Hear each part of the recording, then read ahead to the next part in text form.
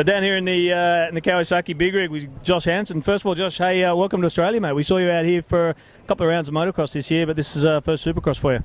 Yeah, I'm enjoying the time. I'm out there on the Gold Coast enjoying the beautiful beach. Well, it's been a little rainy, but I've had a couple good days there, and still kind of adjusting to the time change and whatnot, but I'm really stoked to be here. It's awesome.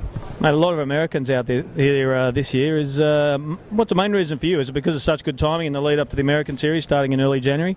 Yeah, definitely. I'm coming off a surgery, so I've only ridden a few times, so it's kind of just to get back into it, and it was definitely last minute coming up here, but it's a very good, I think, building blocks towards my season back at home. So I usually ride the 250 at home, the lights class, but here doing the 450 stuff will make me, I feel, stronger on the smaller bike when I go home, so it'll get myself into shape, and it's always good racing, and there's so many good riders here in Australia, and we have a few Americans that came down as well, so it made the competition pretty deep, so nothing better than racing. And what's your take on the track? You've just done one practice so far, like very much an American spec track, or sort of a stepping stone there? Yeah, no, the track's awesome. Actually, it's really good. I kind of like it better than some of the American tracks, honestly. I think Jason Baker did a really good job. He's actually from the States, and he seems to do a lot of the top pros practice tracks. So I think for the Australian people to get everybody, or get him to come out here and build the tracks was the best thing ever. That's who I'd want to have to do my track if I were to.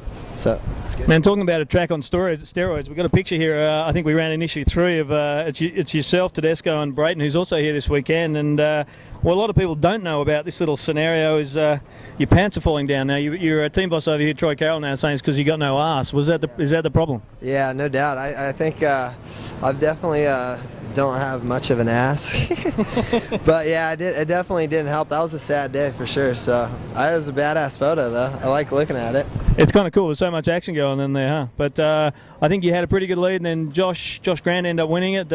You came through for second or third? I got third. Yeah, that was. I'm still pissed off about that day. So, mate, it was you're that close to a three-peat in the X Games, which is pretty big. I think a lot of people here don't realise how big winning the X Games in America is. Obviously disappointing, but pretty good story all the same, huh? Yeah, no, it was exciting winning 2 in a row, and I felt like I worked my butt off to try to win a three-peat, and it didn't work out, so I guess it wasn't meant to be. But all I can do is forget those days and use those days as fire to my upcoming days. So I don't know. I mean, I'm just really, really happy for Mel Peters to really give me the chance to come up here. And as far as Monster putting me up, they're definitely probably the best sponsor I have. Them and Pro Circuit have really been behind me to make all this happen, and Troy Carroll and Eric Cool Kawasaki. So, yeah, I'm really happy to be here.